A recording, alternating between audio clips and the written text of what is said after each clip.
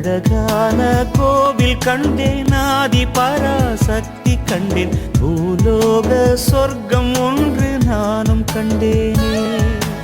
அதிகாலை சூரியன் போல் அவதாரம் ஒன்று கண்டேன், பசுவோடு கன்று என நானும் நின்றேனே.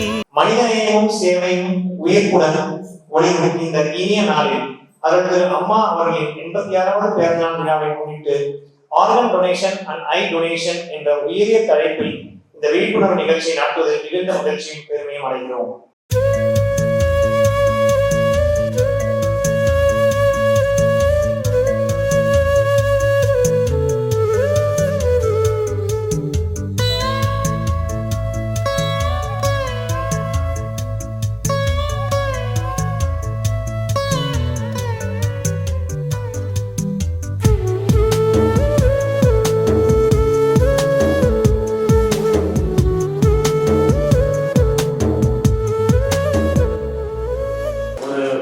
மாதம் முன்னாடி இருமொழி டைமில் ஒரு குழந்தை, அந்த குழந்தைக்கு வெறும் 10 வயசு ஆச்சு.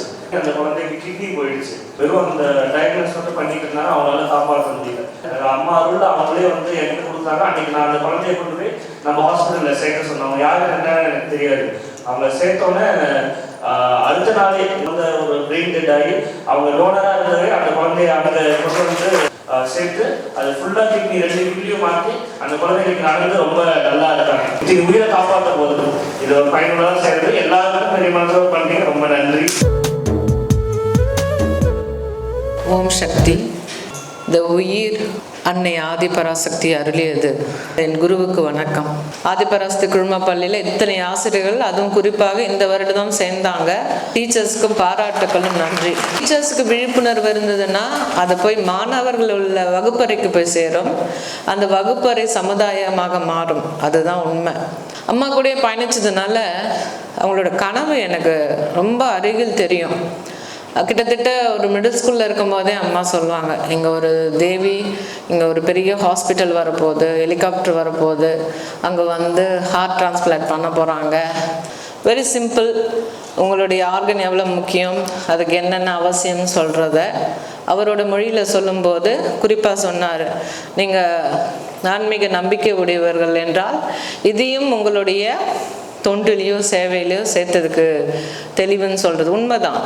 நம்ம குரு நம்மளுக்கு ஒரு ஆழ்ந்த ஒரு சிந்தனையை கொடுத்துருக்காரு.